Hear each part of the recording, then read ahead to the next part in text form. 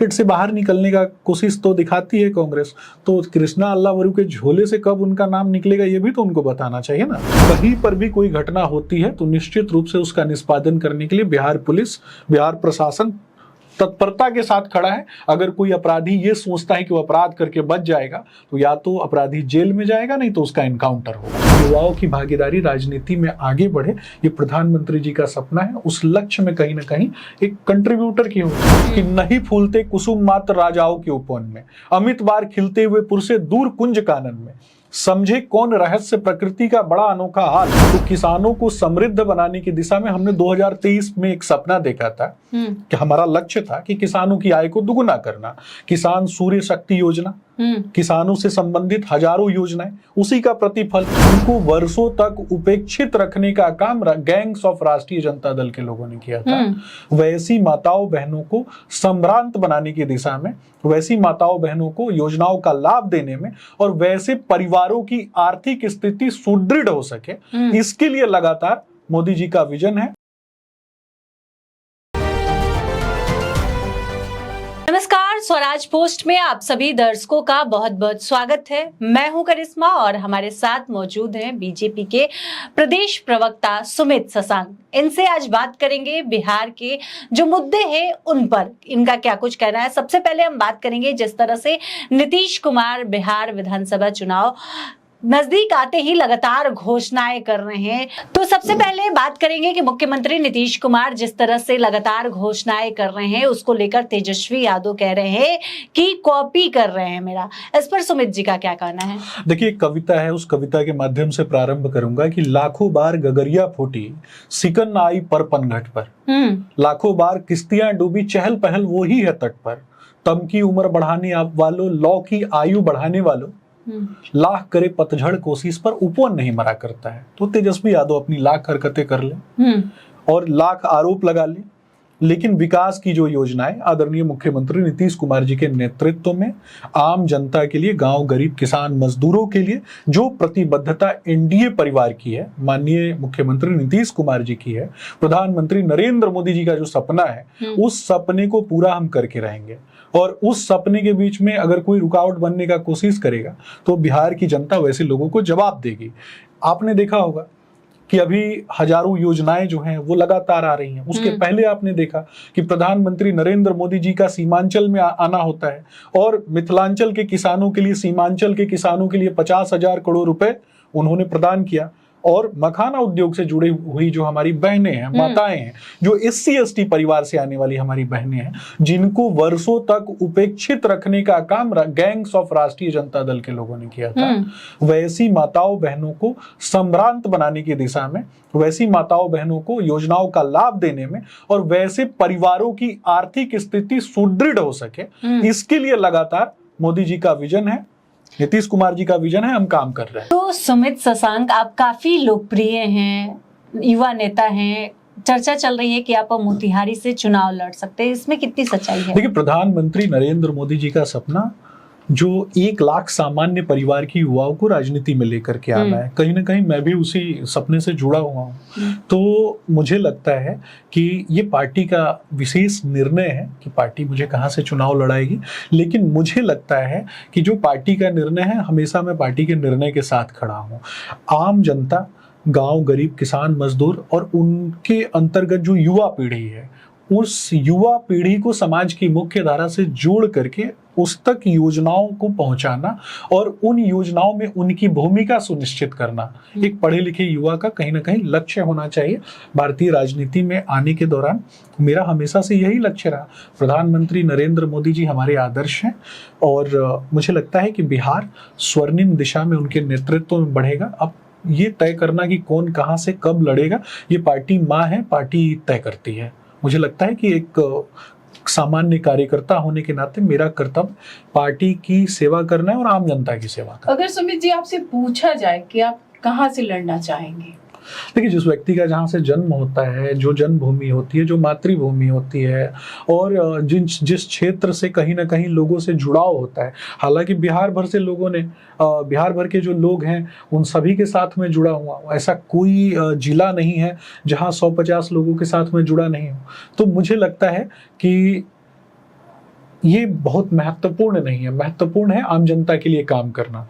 चुनाव लड़ना नहीं लड़ना, मैं बार बार कहूंगा कि राजतंत्रात्मक पार्टी फिर भी नहीं है। आपकी इच्छा होगी ना। नहीं, ये राजतंत्रात्मक पार्टी नहीं है, ये नियमों के विरुद्ध होगा अगर मैं अपनी तरफ से ये कहूं कि मैं यहाँ से लड़ूंगा या फिर नहीं लड़ूंगा, तो ये नियमों के विरुद्ध होगा। मुझे लगता है कि ये पार्टी तय करती है और मुझे लगता है मेरा काम युवाओं की भागीदारी राजनीति में आगे बढ़े, ये प्रधानमंत्री जी का सपना है। उस लक्ष्य में कहीं ना कहीं एक कंट्रीब्यूटर की होगी। लगातार जो किसान है वो मांग कर रहे हैं कि उनका केसीसी माफ कर दिया जाए, उसके लिए क्या योजना तैयार किया जा रहा है? बिहार के किसान काफी रीढ़ तले दबे हुए हैं, वो लगातार मांग कर रहे हैं। देखिए, मैं आपको बताता हूं, संसद में भी ये मुद्दा उठा। देखिए, आदरणीय शिवराज सिंह चौहान जी हमारे जो नेता हैं कृषि मंत्री के रूप में पूरे देश में, जिनको जाना जाता है और उनको मामा जी कहा जाता है। मामा जी उनको ऐसे ही नहीं कहा जाता है, माँ से आगे बढ़ के एक कदम आगे बढ़ के मामा, ये शब्द लोग जब प्रयोग करते हैं तो लोगों को पता है कि उस मामा ने लोगों के लिए क्या क्या किया है। और किसानों की अगर बात होती है तो किसानों को समृद्ध बनाने की दिशा में हमने 2023 में एक सपना देखा था कि हमारा लक्ष्य था कि किसानों की आय को दुगुना करना। किसान सूर्य शक्ति योजना, किसानों से संबंधित हजारों योजनाएं, उसी का प्रतिफल है। रही बात अगर किसी चीज को माफ करने की और उनसे जुड़ी हुई किन्हीं चीजों को कहीं ना कहीं पुनः मूल्यांकन करने की, तो निश्चित रूप से जो चीजें किसानों के लिए सही होंगी, जो चीजें राष्ट्र के लिए सही होंगी, इस देश का 70% आबादी किसानी करता है और किसान हमारी माँ है। तो जो माँ है जिसके कारण देश संभ्रांत हो रहा है, अगर उसको आगे बढ़ाने में अगर कहीं कोई कमी हो रही है या फिर कुछ योजनाओं का अगर पुनर्मूल्यांकन करना है, तो उसके लिए तो सबसे पहले सहृदयता से भारतीय जनता पार्टी खड़ी रहती है। विधानसभा चुनाव नजदीक है, युवाओं के लिए आपकी पार्टी क्या कर रही है? युवाओं को जैसे टिकट मिलेगा या नहीं इस बार? देखिए, प्रधानमंत्री नरेंद्र मोदी जी का सपना है कि सामान्य परिवार के युवाओं को राजनीति में लाना है। 1 लाख सामान्य परिवार के युवाओं को प्रेरित करना है कि वो राजनीति में आए और आगे बढ़ करके अपना दायित्व कर्तव्य बोध के साथ आगे बढ़ें और राज्य में, राष्ट्र में, जहां कहीं भी है वो आगे आकर के जो परिवारवाद की जमात है उसके खिलाफ खड़े हों। और इसी लक्ष्य में कहीं ना कहीं आज आप मुझे भी देख पाती हैं। मैं भी एक सामान्य परिवार से आने वाला एक युवा हूं और सामान्य परिवार के युवाओं के अंदर जो प्रतिभा होती है, मैं इसी मिट्टी से जन्मे हुए राष्ट्र कवि रामधारी सिंह दिनकर ने कहा है कि नहीं फूलते कुसुम मात्र राजाओं के उपवन में, अमित बार खिलते हुए पुरसे दूर कुंज कानन में, समझे कौन रहस्य प्रकृति का बड़ा अनोखा हाल, गुदड़ी में रखती चुन चुन के बड़े कीमती लाल। तो जितने बड़े नेता हैं ना, उनकी पृष्ठभूमि जब आप देखिएगा तो उनके पीछे किसी बड़े बाप का नाम नहीं होता है। तो मुझे लगता है कि सामान्य परिवार की युवाओं को चुनौती स्वीकार करनी चाहिए और जो परिवारवाद की जमात से आने वाले लोग हैं वैसे लोगों को उखाड़ करके फेंकना है। अच्छा सुमित जी, आज राहुल गांधी ने एक बयान दिया है ये इलेक्शन कमीशन के खिलाफ कि इलेक्शन कमीशन भी इस साजिश में शामिल है और उनके पास प्रमाण है, जो उन्होंने बोला कि हम प्रमाण देंगे और इसके पीछे जो भी इंसान है, चाहे वो रिटायर हो, जो भी अधिकारी हो, उनको हम ढूंढ कर निकालेंगे।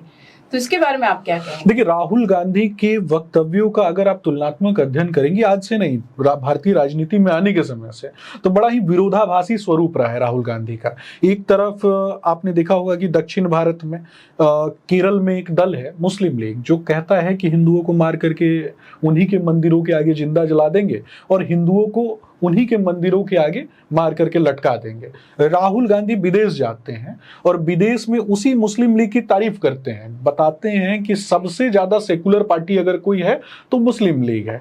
अब रही बात, राहुल गांधी कर्नाटक में क्या बोलते हैं और उत्तर बिहार में आकर के क्या बोलते हैं, उत्तर भारत में आकर के क्या बोलते हैं, ये सबने देखा है। इसके अलावा राहुल गांधी की कुछ और चीजों को भी आपके चैनल के माध्यम से आपके दर्शकों तक पहुंचाना चाहूंगा। राहुल गांधी की पढ़ाई जहां होती है, मॉनिटर ग्रुप में वो काम करते हैं, मुंबई में आकर के कंपनी खोलते हैं और उस कंपनी को खोलने के बाद आपने देखा कि लंदन में भी एक कंपनी खोलते हैं और लंदन में कंपनी का जब रिटर्न फाइल करने जाते हैं, ये 17 जुलाई 2004 या उस टाइम की घटना है। नहीं, एक मिनट। तो उस समय राहुल गांधी अपनी नागरिकता ब्रिटिश नागरिक बताते हैं। तो सोचिए आप, जो आदमी जिसको झूठा हो और इस तरीके की बातें करता हो, जिसको खुद अपने ऊपर भरोसा नहीं हो, जिसकी बात में दम नहीं हो, जो सदन के पटल पर सदन से जुड़ी हुई चीजों को फाड़ करके फेंक देता हो, जो भारतीय संविधान की रक्षा की एक तरफ बात करता है, दूसरी तरफ भारतीय संविधान से जुड़ी हुई जो चीजें हैं उन्हीं को फाड़ करके फेंक देता है, तो वैसे व्यक्ति पर भरोसा कैसा? उन्होंने प्रमाण बोला, उन्होंने ये भी बोला कि पहले उन्होंने इसको लाइटली मत लीजिए, प्रमाण, उन्होंने प्रमाण बोला कि मेरे पास दस्तावेजी प्रमाण है। ये बोलने की क्या आवश्यकता थी कि लाइटली मत लीजिए, क्योंकि लोग उनको लाइटली लेते हैं ना, और ये लाइटली एक दिन नहीं लेते हैं। क्यों लेते हैं लाइटली? उनको क्यों लिया जाता है? क्योंकि आज से पहले जितनी बार उन्होंने कहा है कि लाइटली मत लीजिए, उतनी बार उन्होंने काफी निम्न स्तरीय बातें की हैं, उन बातों का कोई स्तर ही नहीं रहा है। स्तरहीन बातें करने वाले व्यक्ति पर भरोसा कैसा? ऐसे ही उनको बहुत सारे नाम से जो उपमाएं दी गई हैं वो ऐसे ही तो नहीं दी गई हैं। बार बार सोनिया गांधी अपने बेटे को हाथ में लेकर के आती हैं, बोलती है मैं अपना बेटा आपको सौंप रही हूं।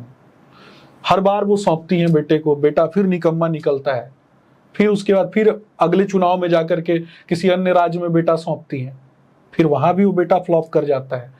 उस नालायक बेटे की सबसे बड़ी उपलब्धि क्या है?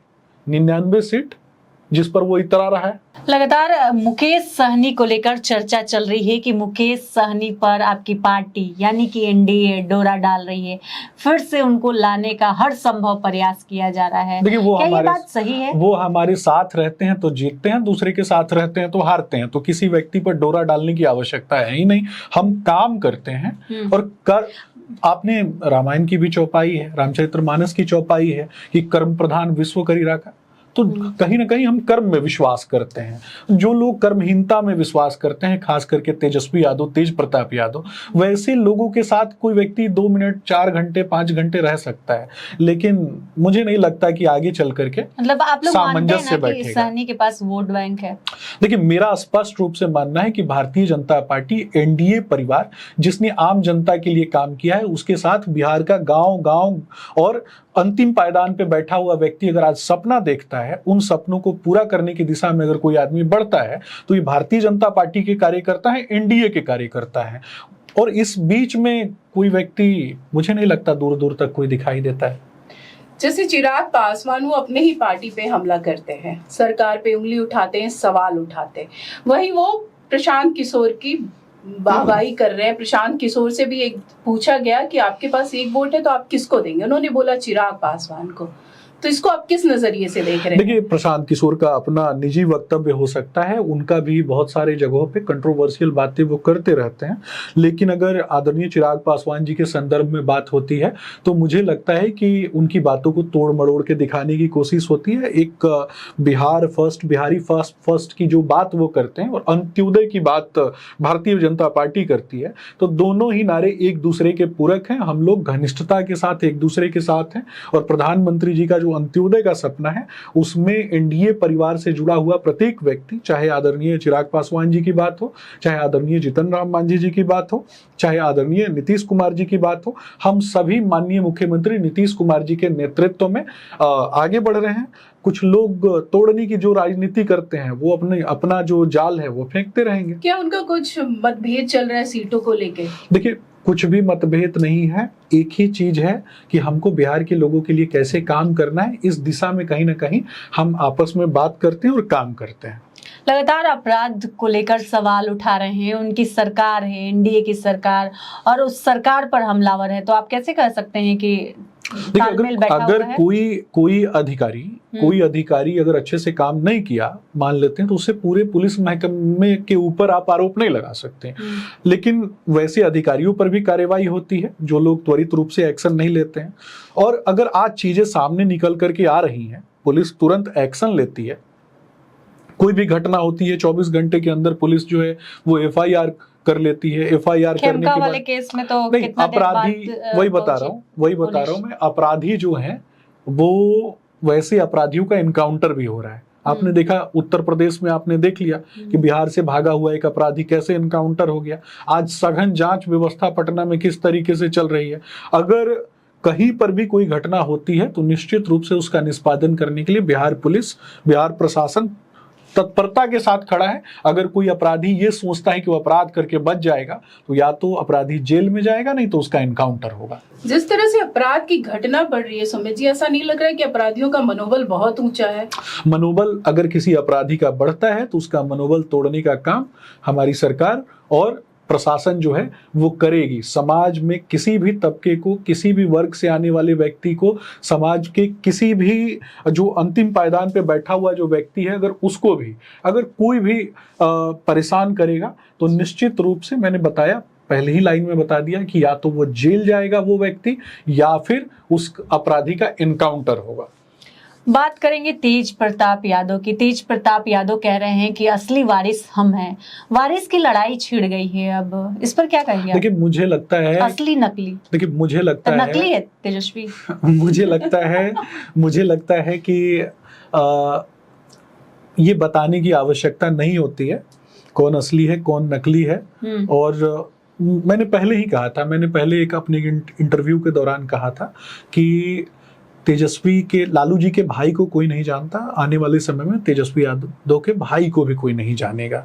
तो वो चीजें आज चरितार्थ हो चुकी हैं, वो अपनी लड़ाई लड़ रहे हैं। और मुझे लगता है कि जिस तरीके से लालू परिवार में उनको हाशिए पर कर दिया गया, तो जो राष्ट्रीय जनता दल है, राष्ट्रीय जनता दल के कार्यकर्ताओं को तकलीफ इस बात की नहीं थी कभी भी कि तेजस्वी यादव के पीछे तेज प्रताप यादव खड़े दिखाई देते हैं। उनको तकलीफ इस बात की थी कि वो संजय यादव के भी पीछे खड़ा करना पड़ता था उनको।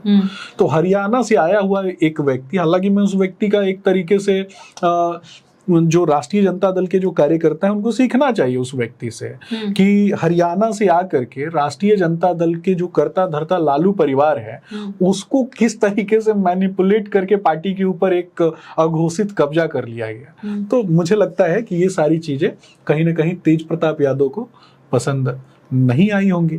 तो अब देखते हैं आगे क्या होता है। अगर तेज प्रताप चुनाव लड़ेंगे तो कहीं ना कहीं ये क्या तेजस्वी को थोड़ी भी क्षति होगी इससे? देखिए लालू जी की जो लेगेसी है, अलकतरा चोरी, चारा चोरी, जमीन का घोटाला कर लेना, उदंडता और गैंग्स ऑफ राष्ट्रीय जनता दल, गिरोहों का गिरोह, पैचेस ऑफ वोट्स की दलाली करने वाले जो आपराधिक प्रवृत्ति के लोग थे उनको इकट्ठा करके पार्टी बना लेना, उसके बाद पैचेस ऑफ वोट्स की जो दलाली करने वाले कुछ एक लोग हैं उनको ठेकेदारी दे देना। किस चीज की ठेकेदारी देना? तो वोट की ठेकेदारी देना। तो मुझे लगता है कि वैसे लोग जब एकत्रित होते हैं तो चाहे वो कहीं जाकर के कोई दल बना ले, वो पीला टोपी पहन ले, हरा टोपी पहन ले, लाल टोपी पहन ले, इससे कोई फर्क नहीं पड़ता। लेगेसी विरासत क्या है? अलकतरा चोरी, चारा चोरी, चरवाहा विद्यालय में घोटाला, जमीन की दलाली, जमीन का घोटाला। तो इस प्रकार की जो विरासत है, रेलवे में नौकरी देने के नाम पर जमीन का घोटाला, जमीन की लूट, तो ये सारी चीजें जब जनता जानती है, पहले तो संचार क्रांति का युग नहीं था, आज प्रधानमंत्री नरेंद्र मोदी जी के नेतृत्व में संचार क्रांति का एक बहुत बड़ा दौर चल रहा है। लोगों तक सारी चीजें पहुंच जाती हैं, वीडियो फुटेज के माध्यम से पहुंच जाती हैं, हम लोगों के द्वारा की गई बातें जो हैं वो कहीं ना कहीं पहुंच जाती हैं। तो मुझे लगता है कि आज का युवा इंट्रोस्पेक्शन करता है, एनालाइज करता है चीजों को, उसके बाद वो कहीं अपने मत का प्रयोग करता है। तो जनता बहुत अच्छे से जानती है कि किन लोगों ने बिहार को लूटा है और लूटा था, और आज बिहार किस तरीके से एक अलग दिशा में आगे बढ़ रहा है। तो मुझे लगता है कि ऐसे लोगों के साथ तो जनता कभी खड़ी नहीं दिखाई देगी। आपको लगता है कि आज के जो युवा है, ये जो जंगल राज आप लोग जो एजेंडा बना के लड़ते हैं, क्या उसको कनेक्ट कर पा रहे हैं, उसको समझ पा रहे हैं कि क्या था जंगल राज? मैंने वही बताया कि संचार क्रांति का युग है। संचार क्रांति के माध्यम से जिन लोगों ने जंगल राज नहीं देखा है वो भी कहीं ना कहीं आप देखेंगे कि different sort of media platforms के माध्यम से जंगल राज की कहानियां, जिन लोगों ने कभी उस जंगल राज को जिया है, वो लोग आज उन बातों को लोगों तक पहुंचाते हैं, युवाओं तक पहुंचाते हैं। युवा पीढ़ी जब उन चीजों को देखती है तो सोचती है, सहम जाती है कि अच्छा हुआ कि उस समय में जन्म नहीं हुआ। नहीं तो कल्पना कीजिए कि एक आईएएस की पत्नी का बलात्कार हो जाता है और उस प्रकार की घटनाएं होती हैं। दलित परिवार से आने वाली एक बहन को किस तरीके से प्रताड़ित किया जाता है। शिल्पी गौतम हत्याकांड जो है सब लोग देख ही रहे थे। एक नेता की बेटी की शादी में सोफा उठा लिया जाता है, गाड़ी उठा लिया जाता है। तो ये किस प्रकार की घटना है? किसी व्यक्ति की मर्जी के बगैर उसको प्रताड़ित कर देना या फिर किसी भी व्यक्ति को अकारण प्रताड़ित करना, तो इस प्रकार की चीजें किनके राज में हुआ करते थे। मोटरसाइकिल चोरी तक का पंचायती किसके दरवाजे पे होता था। तो ये सब तो ठीक है, लेकिन एनडीए में सीएम फेस को लेकर सस्पेंस ये सब बना हुआ ठीक नहीं है। सबसे बड़ी बात है कि ये सीएम सब फेस को लेकर नहीं, मैं वो बता रहा हूँ, लेकिन ये सब ठीक नहीं है। ये सारी चीजें जो है ना, इनके खिलाफ खड़े होने की आवश्यकता है। अगर युवा पीढ़ी नहीं खड़ी हुई तो फिर से वही फेस देखने के लिए मिल जाएगा। इसलिए मुझे लगता है कि ये कह देना कि ये सब ठीक है ये ठीक नहीं है। अब रही बात सीएम फेस को लेकर, अब रही बात सीएम फेस की, तो आदरणीय मुख्यमंत्री नीतीश कुमार जी के नेतृत्व में चुनाव लड़ रहे हैं। लेकिन चुनाव के बाद वही सीएम, आदरणीय मुख्यमंत्री, आदरणीय मुख्यमंत्री नीतीश कुमार जी ही हमारे सीएम हैं और वही हमारे सीएम रहेंगे निश्चित रूप से। हमने तो कई बार कहा है। तो अमित शाह जी तो कह रहे हैं कि बाद में सोचा जाएगा, ऐसा कभी नहीं कहा गया है। हमारी जो पार्लियामेंट्री बोर्ड है वो बैठती है, एक फॉर्मेलिटी होती है। अब फॉर्मेलिटी को भी अगर ये लोग, वो तो मैं बार बार कहता हूं कि महागठबंधन ने तो तेजस्वी यादव को चेहरा ही घोषित नहीं किया। एक कृष्णा अल्लावरू आते हैं, झोला टांग के आते हैं, उस झोले में वो भी बैठक में भी देर से पहुंचते हैं। तेजस्वी यादव को इंतजार करना पड़ता है। तो कहते हैं इसमें भी कोई डाउट है? वही तो पूछ रहा हूँ ना कि तेजस्वी यादव को तो इंतजार करना पड़ता है। कांग्रेस के प्रभारी का, पहले कांग्रेस का प्रभारी आकर के हाजिरी लगाता था जब तक राजद के प्रकोष्ठ के रूप में कांग्रेस चल रही थी। आज बार बार उस पैकेट से बाहर निकलने का कोशिश तो दिखाती है कांग्रेस। तो कृष्णा अल्लावरू के झोले से कब उनका नाम निकलेगा ये भी तो उनको बताना चाहिए ना। नीतीश के स्वास्थ्य को लेकर बोलते हैं वो अचेतना अवस्था में है, हमेशा तेजस्वी ये बात उठाते हैं। क्या आपको लगता है कि नीतीश कुमार सीएम पद संभाल लेंगे? नीतीश कुमार जी सीएम पद संभाल रहे हैं और आगे भी वो सीएम पद संभालेंगे और वो पूरी तरीके से स्वस्थ हैं। तेजस्वी यादव मानसिक दिवालियेपन के शिकार हो चुके हैं और जिस कारण से आप देखेंगे कि वो आए दिन उलूल जुलूल बातें जो हैं वो करते रहते हैं। और रही बात, तेजस्वी यादव को एक बार अपने पिताजी के बारे में भी देखना चाहिए। पिताजी का भी चेहरा देख ले जी, बट वो तो बोलते कि जो भी निर्णय उनके भुंजा पार्टी वो लेते हैं, नीतीश कुमार इसमें इंक्लूड नहीं रहते। देखिए, मुझे लगता है कि जो नॉर्मली जो सड़क पे जो भूंजा बेचने वाले लोग हैं या फिर स्टेशन पे जो गाना गाने वाले जो लोग होते हैं, वो भी कहीं ना कहीं तेजस्वी यादव से लाख गुना बेहतर हैं। और डिसीजन फैक्टर्स के रूप में हम लोग उनका, डिसाइडिंग फैक्टर्स के रूप में हम लोग उनका सम्मान करते हैं। उनके वोट से सरकार बनती है। चाहे सब्जी बेचने वाले लोग हो, भुजा बेचने वाले लोग हो, ठेला चलाने वाले लोग हो, अंतिम पायदान पे बैठा हुआ व्यक्ति हो, उसके जो सपने हैं ना, उनके सपनों को पूरा हम करेंगे। तेजस्वी यादव क्या करेंगे? वो तो रेलवे प्लेटफॉर्म पे अगर गीत गाने भी पहुंच जाए, जितना गंदा वो गाते हैं, तो मुझे लगता है कि वहां भी 58 चवन्नी भी जमा नहीं कर सकते हैं। लालू जी के बेटे हैं, अलकतरा चोरी, चारा चोरी गिरोह के लेगेसी को आगे बढ़ाने वाले हैं। तो इसलिए कहीं ना कहीं एक गैंग्स ऑफ राष्ट्रीय जनता दल उनके पीछे खड़ा रहता है। इसलिए तो आज के इस वीडियो में बस इतना ही। आगे की खबरों के लिए आप हमारे चैनल स्वराज पोस्ट को अगर यूट्यूब पर देख रहे हैं तो सब्सक्राइब कर ले, फेसबुक पर देख रहे हैं तो पेज को लाइक करना ना भूले। धन्यवाद।